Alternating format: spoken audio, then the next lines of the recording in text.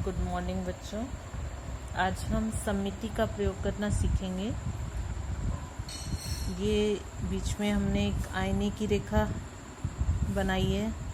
अगर हमने कोई वृत्त लिया है और अगर हम उसे आईने में देखते हैं तो हमें वो वृत्त ही दिखाई देता है। पर अगर हमने वृत्त के कुछ हिस्से को, जैसे इस सिक्के के हमने सिर्फ इतने हिस्से को वृत्त में देखने की कोशिश की तो वैसा ही दिखाई दे रहा है ना, तो ये सममिति होगी। मतलब इधर भी वैसा और उधर भी वैसा ही है।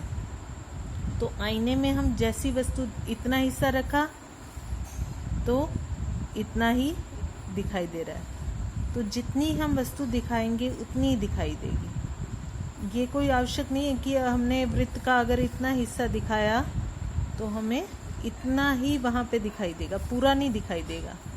तो इसी तरह हमें यहाँ पर हमारी पुस्तक में पेज नंबर 74 पे एक कुत्ता दिया गया है। उस कुत्ते में हमें आईने की रेखा का प्रयोग करना है। अब इसके जहाँ भी हम आईने की रेखा का प्रयोग करेंगे उसी के अनुसार उसका हमें भाग दिखाई देगा। जैसे हमने यहाँ इस रेखा को बनाया तो अब ये बार आईने में सिर्फ हमें इतना ही भाग और उल्टा होके दिखाई देगा। ठीक है, जो भाग आगे है वो पीछे हो जाएगा, जो पीछे है वो आगे। जैसे ये वाला हिस्सा पीछे है तो वो कहाँ गया, आगे आ गया, और जो आगे था वो पीछे हो गया। तो जहाँ रेखा बनाई उसी के हिसाब से हमें वो दिखाई दे रहा है। ये आईना है हमारा। इसी तरह हमें ये अभ्यास करना है कि ये कुत्ता हमें बना के, और जब हम इसे आईने में देखेंगे तो हमें समझना है कि ये कैसा दिखाई देगा। हम कोई और भी उदाहरण ले सकते हैं। जैसे हमने अगर एक सितारा बनाया तो हमें यहाँ पे कैसा दिखाई देगा, सितारा ही दिखाई देगा ना। और अगर हमने ये त्रिभुज बनाया तो इसका ये जो पीछे वाला भाग है ये कहाँ आ जाएगा, आगे आ जाएगा, ऐसे दिखाई देगा। ये उल्टा हो जाता है, दायां भाग बायां और बायां भाग दायां बन जाता है। ये था इसका दायां भाग और ये था इसका बायां भाग। अब ये दायां भाग बाईं तरफ आ गया और ये बायां भाग दाईं तरफ आ गया। ये उल्टा हो जाता है। आप एक आईना लेके उसके सामने कोई भी चित्र बना के और देख सकते हैं इसको। हमें इस कुत्ते के कई और चित्र दिए गए हैं। तो इसमें हमें बताना है, ये जैसे ये है, इसमें हमें बताना है कि आईने की रेखा कहाँ होगी। देखो इस यहाँ पे अगर हम बनाए तो इधर भी ऐसा ही और उधर भी ऐसा ही। इसमें यहाँ बीचों बीच पे निकालेंगे आईने की रेखा। इसमें कैसे निकलेगी, यूँ निकलेगी। दोनों तरफ एक ही जैसा आना चाहिए। इसमें यूँ,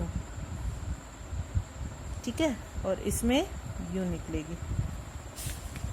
अब अगला पेज है, इसमें ये एक और चित्र दिया गया है, लाल और सफ़ेद आकृति।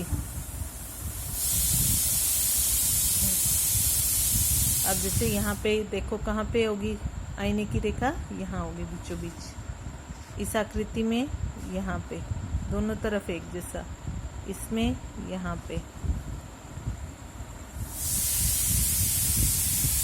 इसमें यूँ बनेगी, यूँ, इसमें यूँ बनेगी। तो इसका अभ्यास करना है सभी को। अपने इसमें दानेदार बुक में रेखा बना के दिखानी है ऐसे कि इसमें यहाँ आनी है, इस आकृति में कहाँ आनी है, यहाँ आनी है, ऐसे बना के दिखानी है सभी को। ठीक है। अब कुछ शब्द होते हैं जिनको हम आधा घुमा दें। एक तो पूरा घुमाएं तो चीज़ वैसी की वैसी हो जाती है। जैसे हमारा ये 5 रुपए का सिक्का है, अगर मैं इसको पूरा घुमा दूं, एक चक्कर पूरा लगवाऊं, एक चक्कर पूरा होएगा तो ये ऐसा का ऐसा हो गया, सीधा का सीधा। और मैं आधा चक्कर लगवाती हूँ तो कैसा हो गया, ऐसा हो गया। जैसे ये स्केच पेन है, इसको पूरा चक्कर लगवा दूं, पूरा घूम के आ गया एक चक्कर, तो वैसा का वैसा। पर आधा घुमाया, आधा घुमाना मतलब चक्कर पूरा नहीं लगवाना, सिर्फ आधा, गोल गोल आधा घुमा दो तो ये उल्टा हो जाता है। जैसे ये पेन की नोक ऊपर है और इसको आधा घुमाया तो पेन की नोक नीचे, जैसे कि हम इसको आईने में देख रहे हैं। आधा घुमाने में हम उस चीज़ को आईने में देखते हैं और पूरा घुमाने में हमें वैसी की वैसी चीज़ प्राप्त हो जाती है। कोई भी वस्तु हम ले सकते हैं, जैसे कि ये सेल है,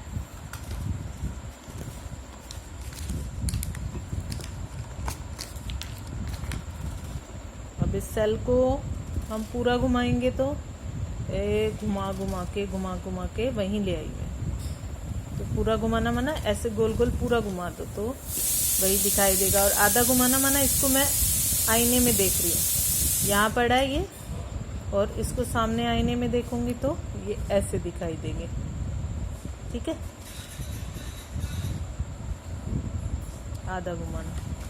अभी ये चित्र जैसे दिया हुआ है राजा की, ये तिजोरी है। बनने तो दाल किस लिए बनाई है फिर? घी लगा रोटी पे, ऐसे कैसे खाते हैं? क्या लग रहा है? घी लग रहा है सूखी ले सेब खा ले।